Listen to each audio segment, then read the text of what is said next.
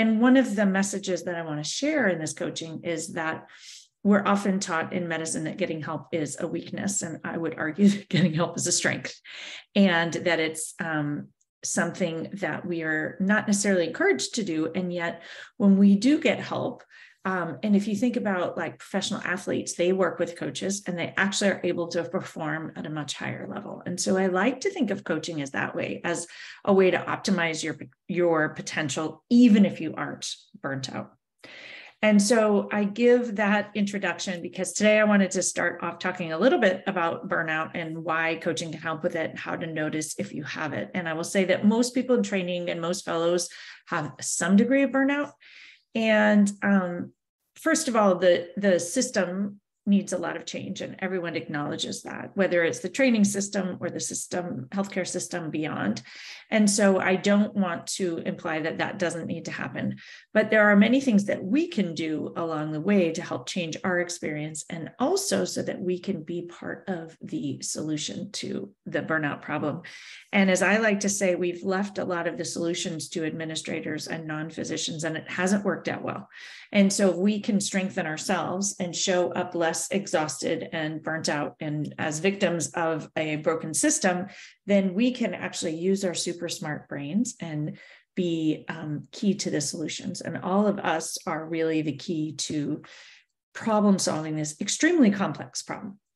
So the definition of burnout, for those of you who don't know, is emotional exhaustion, feeling cynical, and feeling inadequate or ineffectual. And I'm guessing that most of you have some degree of those.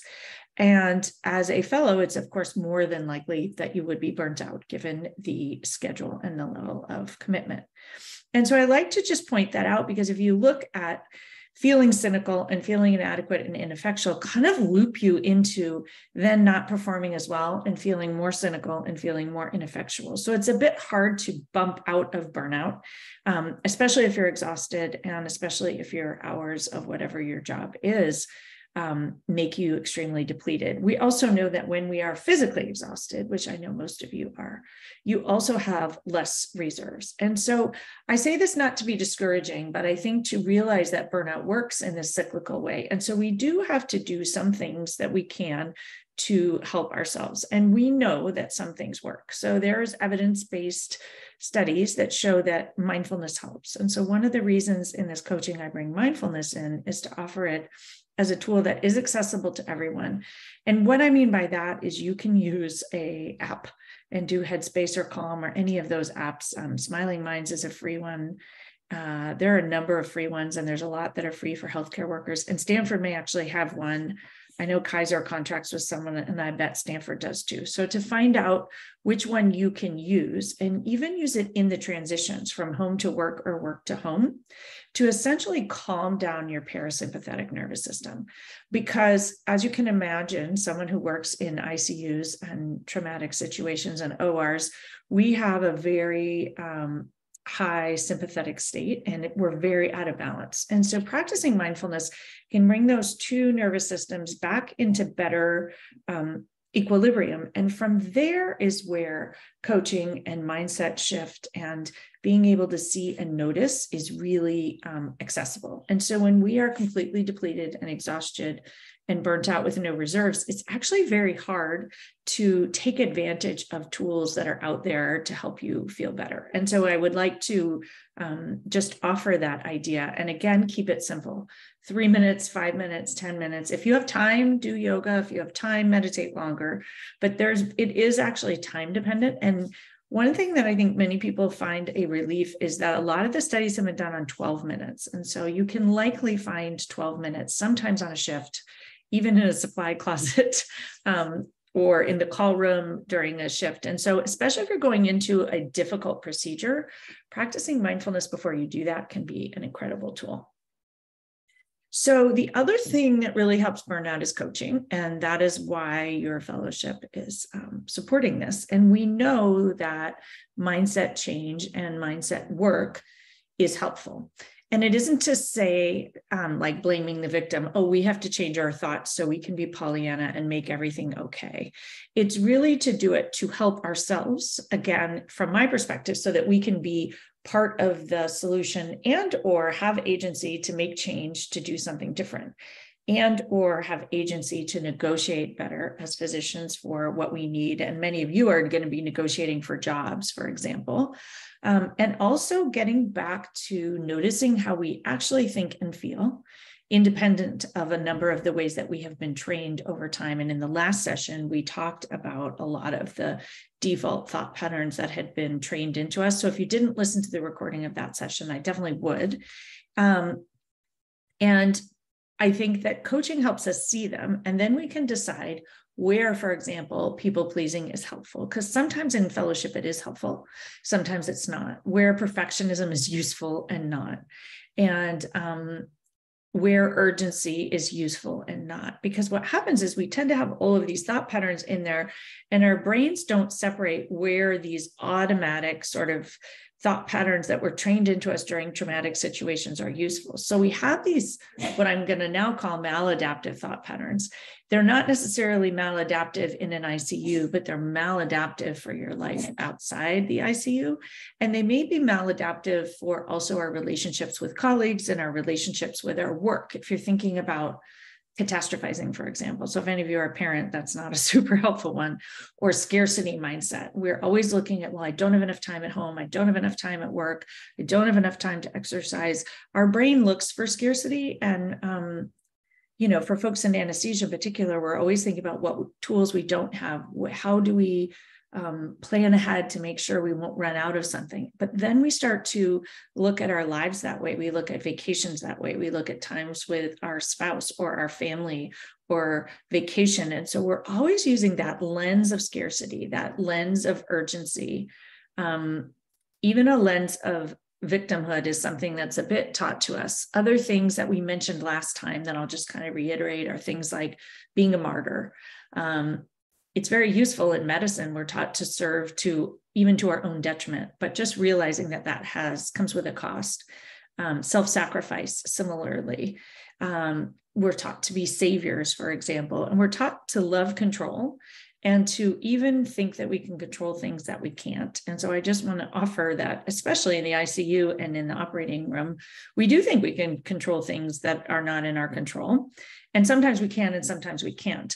But we tend to then take that same love of control and dislike of uncertainty out into the rest of our lives in terms of choosing a job or wanting to know the outcomes or raising children or even departmental policies as we move on to attendinghood. And so realizing that sometimes when we carry these forth, they're not as helpful, and they definitely increase our risk for burnout. So one of the reasons that we bring coaching in is to work on training some of those thoughts. And also group coaching is really to normalize reactions to these difficult situations and shared experience. And so that's really why I do encourage people to get coached in the latter part of our sessions and to share vulnerability. Even Brene Brown talks about vulnerability, but I like to think of vulnerability as valuable. We tend to hide it and shy away from it as physicians, but in safe spaces, it can be very helpful as a connecting tool and a way to feel less alone and less isolated. We tend to be very judgmental of ourselves because we're such high achievers, but also of other people. And then that means that we isolate and we are at higher risk for burnout and other mental health challenges. So I like to think of coaching as a connection tool and a way to sort of perform better, feel happier, and to give you sort of a toolbox of tools that you can take out into your life that will help you perform at a higher level and also be more resilient when faced with challenges. It's not meant to be Pollyanna, like just flip your thoughts to the positive and see the glass half full, or half full. And I like to think of it as strategy. And so as physicians and ICU docs, we take advantage of strategy. And so really thinking about it as a very specific strategy, I think can be super helpful. So I wanted to share a couple of other tools tonight that I didn't mention last time, and then I have a few other things to share, and then we'll get into a little bit of coaching. So one tool to share is to recognize that you are human. And that might sound crazy, but we are taught that we are heroes and we have these superhero capes. And then we have these pretty inhuman expectations of ourselves. But at baseline, we are human. And so I see in the end, a lot of surgeons, ICU docs, people who work in the ER, where this sort of like cowboy approach is very much glorified, and people very much suffer because we are human. Humans make mistakes. Human needs sleep. Human needs to use restrooms. Humans need time with other humans. They need relationships. They need connection. And so one of the biggest tools, even at this point, is to acknowledge that you're human, if nothing else, to yourself. And one of the tools that I like to teach is this hand to heart, where you have your hand over your heart, just acknowledging that you have a heart. And I have found for physicians along the way that if you can start this practice early on, checking in the morning, noticing that you have a heart, and even just noticing how it feels. Like it might feel exhausted, it might feel frustrated, might feel burnt out. And at this point, you may not be able to change a lot of the circumstances around it, but even to acknowledge how you feel is really important. We were actually taught along the way to not feel, especially when I trained quite a while ago, but still true. And so acknowledging how you feel is really important.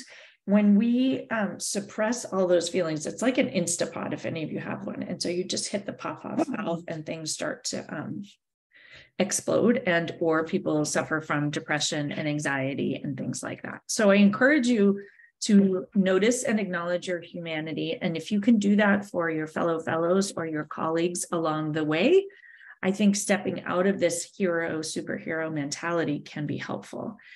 I know that sometimes we find it protective, but in the end, it's harmful. And one of the things that I want to bring up tonight is this idea of do no harm. And so we all took an oath to do no harm to others. The oath that you all took, actually, the Hippocratic Oath, has a bit in it about doing no harm to yourself.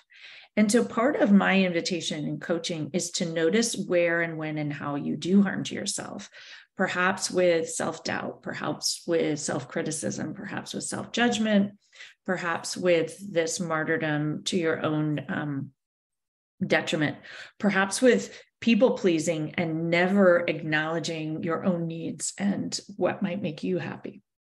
And so when we do this and we twist ourselves up into a pretzel, and this can happen, of course, if you think about rounds and things like that, every time you go to a new team, you twist yourself up into a new pretzel to fit in and accommodate, and we begin to lose ourselves. And so I do see people at the end of training where they don't even know what they like anymore, and it makes it hard to even find a job. And so I want to offer, as you're thinking about jobs, this hand to heart tool about thinking about what you truly like, what is authentically you outside of who you've had to become.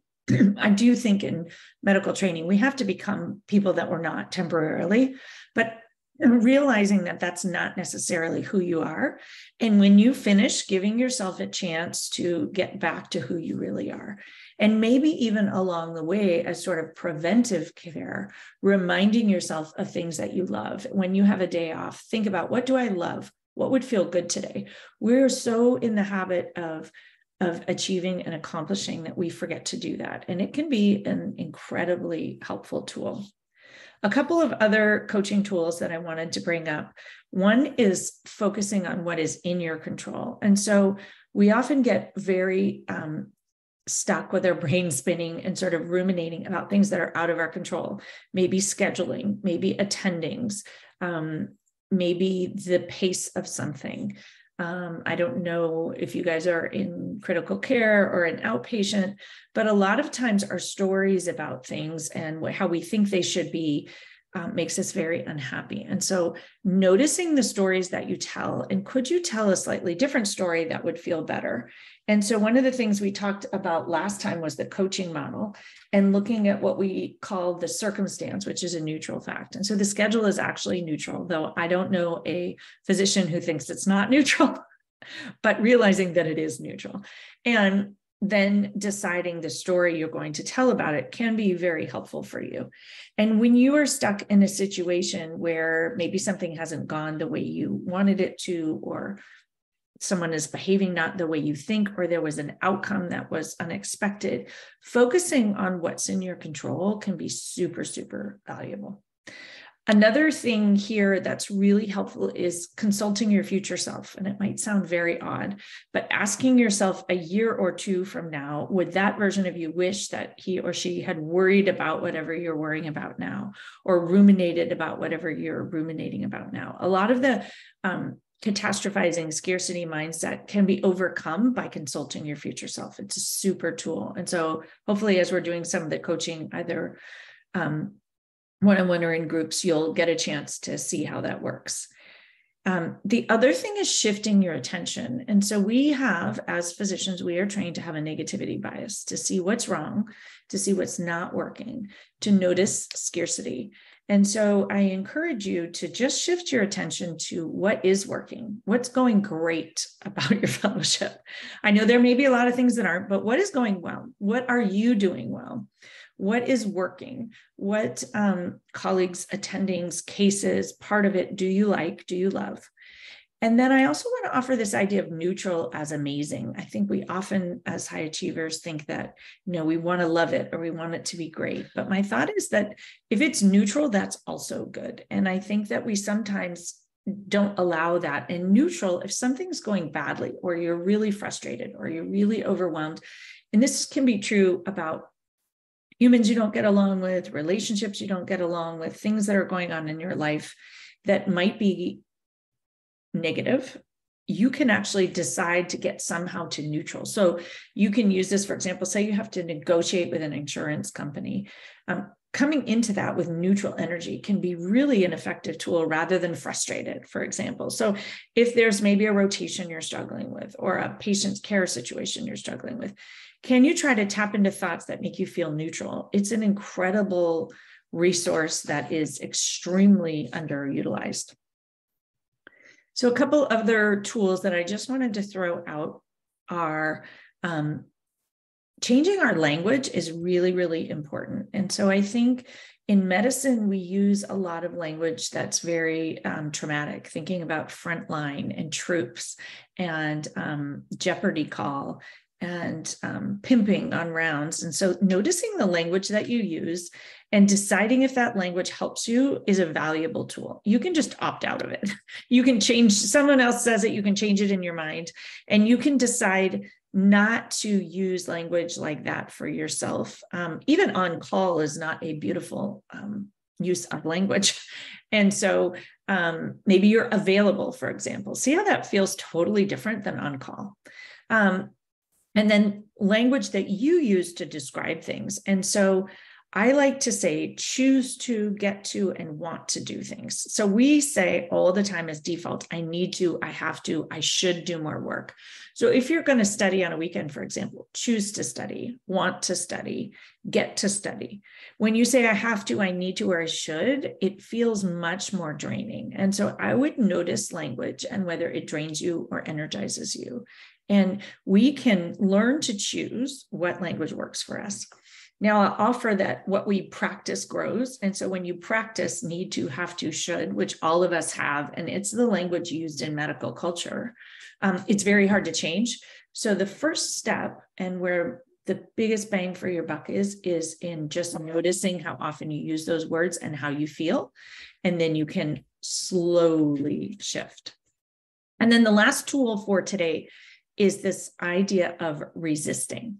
And noticing how we resist very often how things are. We resist the schedule, we resist the process, we resist. I tell a story in the Mindful Healers podcast, which is a podcast that I do with a pulmonary critical care friend.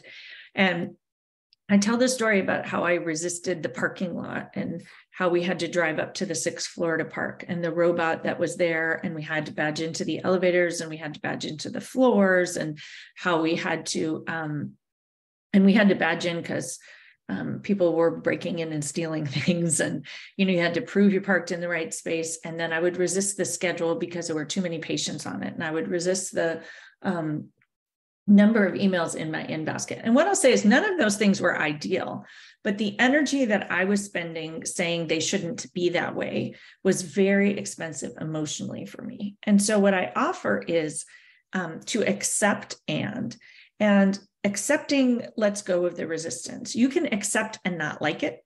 You can accept and allow fellowship to be the way it is. You can accept and be angry about something.